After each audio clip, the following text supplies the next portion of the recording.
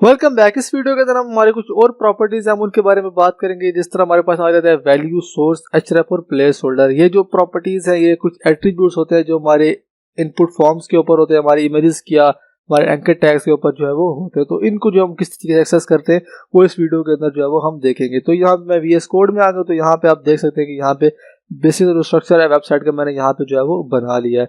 तो सबसे पहले हमारे पास आ जाता है वैल्यू। सो जो वैल्यू होता है वो एक एट्रीब्यूट होता है, जो हमारी इनपुट की टाइप्स होती है उनका जो है वो एक एट्रीब्यूट होता है। सो एट्रीब्यूट जो होता है वो हम प्रोवाइड करते हैं, मतलब कि एक्स्ट्रा जो इन्फॉर्मेशन होती है वो किसी चीज़ के बारे में वो यहाँ पे जो है वो हम प्रोवाइड करते हैं। फॉर एग्जाम्पल अगर मैं यहाँ पे जो है वो लिख लेता हूँ वैल्यू, तो अभी जो है इसको मैं इनपुट रखूंगा तो यहाँ पे जो कुछ भी है वो नहीं होगा। सो जो भी चीज़ मैं यहाँ पे लिखूंगा तो वो जो है हमारे पास जो है वो वैल्यू आ जाएगी। तो फॉर एग्जाम्पल मैं यहाँ पे जो हमारा पहला इनपुट है इसको मैं यहाँ पे सिलेक्ट कर लेता हूँ। तो उसके लिए मैं यहाँ पे वेरिएबल बना लूंगा कॉन्स्ट इनपुट के नाम से, और उसके बाद मैं यहाँ पे इसको सिलेक्ट कर लूंगा। तो उसको मैं यहाँ पे इस तरह सिलेक्ट कर लेता हूँ क्यूरी सिलेक्टर को यूज़ करके। तो यहाँ पे फिर उसके बाद मैं यहाँ पे जो इनपुट है उसको मैं यहाँ पे पास करवा दूंगा इनपुट। तो हमारा जो पहला वाला इनपुट है वो यहाँ पे जो है वो सिलेक्ट हो जाएगा। तो अगर मैं इसको देख लेता हूँ तो यहाँ पे आप देख सकते हैं कि यहाँ पे पहला वाला इनपुट है वो यहाँ पे जो है वो हमें मिल गया है।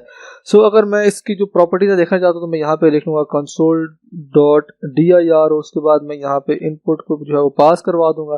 तो यहाँ पे हमें इसके अंदर एक जो प्रॉपर्टी है वो हमें यहाँ पे जो है वो मिल जाएगी। अगर मैं यहाँ पे जो वी है उसके अंदर यहाँ पे जाता हूँ तो यहाँ पे लास्ट के ऊपर यहाँ पे आप देख सकते हैं कि यहाँ पे वैल्यू।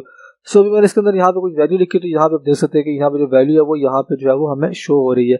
अगर मैं यहाँ से इसको जो है वो रिमूव कर देता हूँ और इसको मैं यहाँ पे दोबारा से नीचे जो है मैं इसको रन करता हूँ console.dir इनपुट को, और उसके बाद अगर मैं इसको यहाँ पे देखता हूँ तो यहाँ पे आप देखेंगे कि यहाँ पे जो वैल्यू होगी वो यहाँ पे भी जो है वो इनपुटी होगी। तो यहाँ पे देख सकते हैं कि यहाँ पे जो वैल्यू है वो अभी यहाँ पे जो है वो इनपुटी होगी है।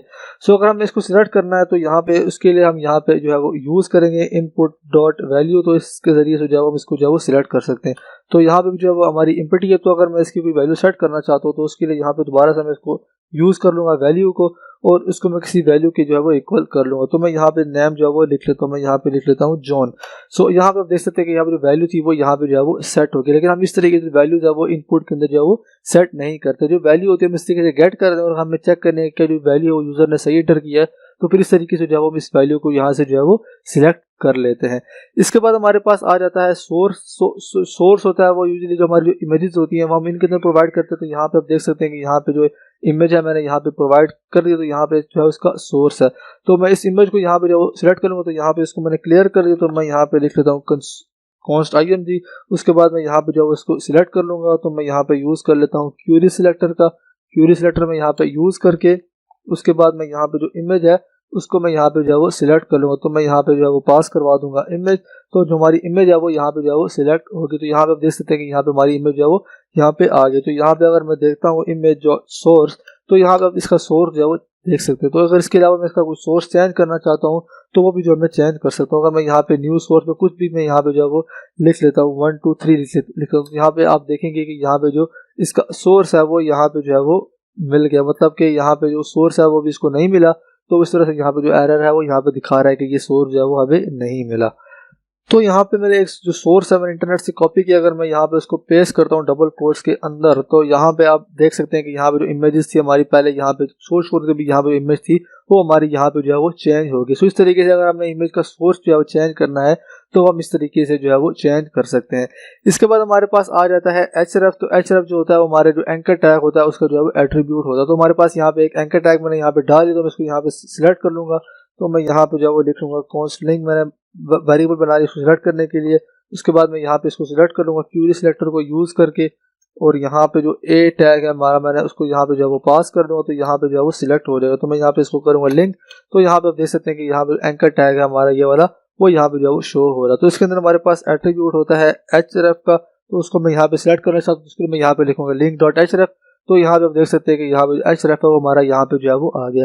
तो भी अगर इसके ऊपर मैं क्लिक करता हूँ तो यहाँ पे हमें गूगल के ऊपर जो है वो लेके जाएगा। तो यहाँ पे देख सकते हैं कि यहाँ पे जो गूगल है वो यहाँ पे जो है वो ओपन हो गया, क्योंकि मैंने जो एचरेफ है यहाँ पे जो है वो इसको सेट किया हुआ google.com। अगर उसको मैं यहाँ पे चेंज करना चाहता हूँ तो उसके लिए मैं यहाँ पे दोबारा से जो है उसको सिलेक्ट कर लूँगा। मैं यहाँ पे जो है वो कर लूँगा लिंक डॉट एचरेफ, और उसके बाद यहाँ पे इसको मैं इक्वल कर दूंगा। तो मैं यहाँ पे लिख लेता हूँ https, और उसके बाद यहाँ पे कॉलन और बैकस्लैशेस, और यहाँ पे www.youtube.com मैं यहाँ पे जो है वो लिख लेता हूँ। सो इसको मैं एंटर करूँगा तो यहाँ पे आप देख सकते हैं कि अभी जो देखो दोबारा से इसका अशरफ, तो यहाँ पे आप देख सकते हैं कि यहाँ पे अशरफ था वो यहाँ पे जो है वो चेंज हो गया। अगर मैं इसके ऊपर लिंक के ऊपर दोबारा से क्लिक करता हूँ तो ये भी हमें यहाँ पे जो यूट्यूब है उसके ऊपर यहाँ पे जो है वो लेके जाएगा। सो इस तरीके से जो है वो हम लिंक्स वगैरह को जो है वो चेंज कर सकते हैं। इसके बाद हमारे पास आ जाता है प्लेस होल्डर। जो प्लेस होल्डर होता है वो भी इनपुट के हवाले से है, तो मैंने यहाँ पे जो इनपुट है उसको मैंने यहाँ पे जो है वो सिलेक्ट किया हुआ। तो अगर मैं यहाँ पे देखा जाता हूँ प्लेस होल्डर, तो इस तरीके से मैं जो प्लेस होल्डर है उसको भी यहाँ पे जो है वो देख सकता हूँ। अगर मैं प्लेस होल्डर को जो है यहाँ से चेंज करना चाहता हूँ तो वो भी मैं जो चेंज कर सकता हूँ। तो उसके लिए मैं यहाँ पे इसको कर लूँगा। इसके अलावा मैं यहाँ पे लिख लेता हूँ फर्स्ट नेम में यहाँ पे जो है वो लिख लेता हूँ। सो इस तरीके से यहाँ पे आप देख सकते हैं कि यहाँ पे जो प्लेस होल्डर था हमारे जो पहली इनपुट थी उसका जो प्लेस होल्डर था अभी यहाँ पे जो फर्स्ट नेम के ऊपर जो है वो यहाँ पे चेंज हो गया है। सो इस तरीके से जो है हम इनको जो हमारे कुछ एट्रीब्यूट्स हैं उनको जो है हम चेंज कर सकते हैं। नेक्स्ट वीडियो में हम देखेंगे अगर हमने जो एट्रीब्यूट्स हैं वो ऐड करने हैं खुद जावास्क्रिप्ट को यूज करके तो हम किस तरीके से जो है वो कर सकते हैं। So that's it for this video, see you in the next one.